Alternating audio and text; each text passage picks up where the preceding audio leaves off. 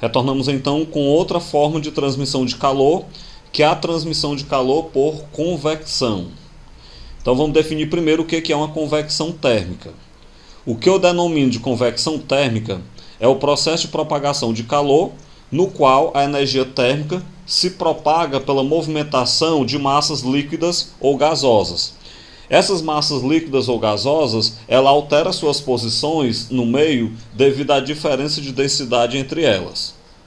A transferência de energia por convecção, portanto, ela só vai ocorrer em materiais fluidos. Então ela só ocorre em líquidos e em gases. E é interessante a gente observar que se ela só ocorre em líquidos ou em gases, não existe convecção em corpos sólidos e muito menos existe convecção no vácuo. A convecção térmica ela é um fenômeno cíclico no qual formam-se as chamadas correntes de convecção.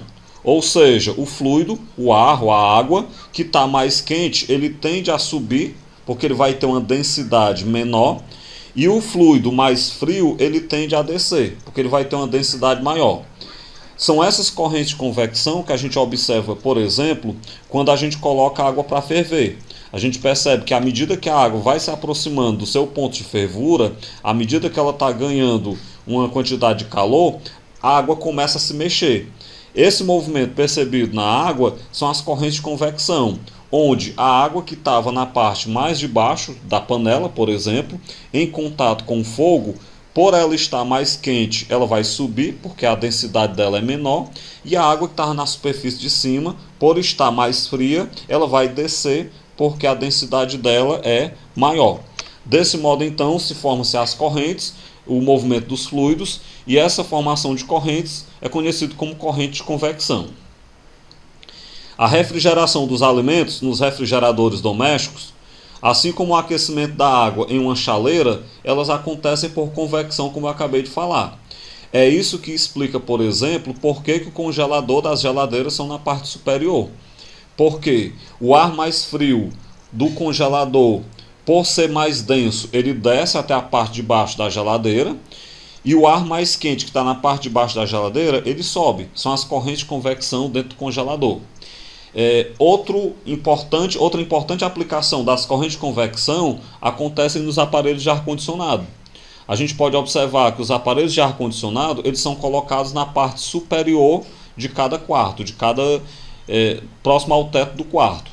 Por que é colocado na parte superior? Porque o ar mais frio do ar-condicionado ele vai descer, porque ele é mais denso, e ele vai resfriar a parte de baixo do quarto, e o ar mais quente, por ser menos denso, ele sobe para a parte superior.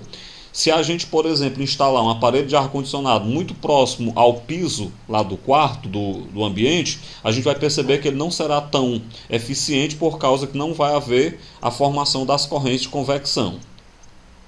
As brisas que ocorrem nas regiões litorâneas, elas também podem ser explicadas pela existência das chamadas correntes de convecção. Durante o dia nós vamos ter o que se conhece como brisa marítima, onde o fluxo de vento, o fluxo de ar, ele vai ser do oceano para a terra, e durante a noite nós vamos ter então a chamada brisa continental ou vento continental, que é quando o fluxo de ar ele vai da terra, do solo para a água. Trago aí um terceiro exemplo. Diante de uma vela acesa, uma pessoa posiciona a mão direita 30 centímetros ao lado da chama, sem perceber aquecimento, ela não sente nada. A mão esquerda é posicionada 30 centímetros acima da chama, e nesse caso a pessoa tem a sensação de aquecimento. Se as duas mãos estão a uma mesma distância da chama, por que as sensações são diferentes? Por que a mão que está acima da chama percebe calor e a mão que está ao lado da chama não percebe? O que acontece aí é que, devido às correntes de convecção, o ar próximo à chama, é um ar aquecido, ele sobe e atinge a mão esquerda que está acima da chama. A mão direita ela está ao lado.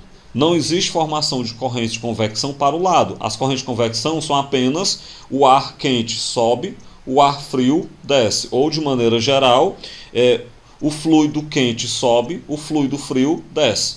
Desse modo, então, Como o ar quente sobe, ele vai então atingir a mão esquerda que está acima da chama e por isso apenas a mão esquerda vai perceber esse calor vindo da chama. O quarto exemplo, a fotografia mostra exaustores eólicos acionados pela força natural dos ventos. Sua principal função é proporcionar a renovação constante do ar no interior de determinados ambientes e, com isso, manter a temperatura adequada para gerar mais conforto e bem-estar aos frequentadores do local. A principal vantagem desse aparelho está relacionada à preservação ambiental, considerando que eles não dependem de energia elétrica para funcionar. Pense em uma situação em que o exaustor permanece funcionando mesmo na ausência de vento ou brisa. Qual das alternativas seguintes explica esse fenômeno ou esse funcionamento? A letra A diz: em decorrência da irradiação, o calor se propaga do meio interno para o meio externo. A gente vai ver no próximo tópico, que nós vamos falar de irradiação, que o que acontece aí no exaustor não é uma irradiação. Então a letra A não é verdadeira. A letra B diz que em decorrência da condução, o calor se propaga do meio interno para o meio externo. O exaustor, ele não conduz calor. Apenas o ar quente passa por dentro do exaustor e essa passagem de ar por dentro dele vai fazer ele girar, entre aspas, sozinho. Então aí não é uma condução de calor, então a letra B não é a verdadeira. A letra C diz que através do exaustor ocorre a passagem do ar quente do meio interno para o meio externo, ou seja, de dentro para fora. E a letra D diz que através do exaustor ocorre a passagem de ar frio do meio externo para o meio interno, ou seja, de fora para dentro. Então a letra C diz que o ar quente sai e a letra D diz que o ar frio entra. O que na verdade a gente observa no exaustor é a movimentação do ar que ocorre por corrente de convecção. Essa movimentação do ar, ela vai acontecer de que maneira? O ar quente que está dentro do ambiente, por ter uma densidade menor, ele vai subir, então ele vai sair pelo exaustor. E o ar frio que está fora do ambiente, por ser mais denso, ele vai descer até o interior do ambiente. Desse modo, então, o ar que está no interior sai e o ar frio entra, ocupa, na verdade, o espaço deixado pelo ar quente que saiu. Desse modo, então, a correta é a letra C. Através do exaustor, ocorre a passagem do ar quente do meio interno, para o meio externo. O ar frio que vem ocupar o lugar deixado pelo ar quente, ele não passa pelo exaustor. Por isso que a letra D não é verdadeira. Dessa forma, então, a gente finaliza o nosso segundo tópico desse assunto. Logo em seguida, nós temos aí um terceiro material, onde a gente vai dar continuidade à última forma de propagação de calor.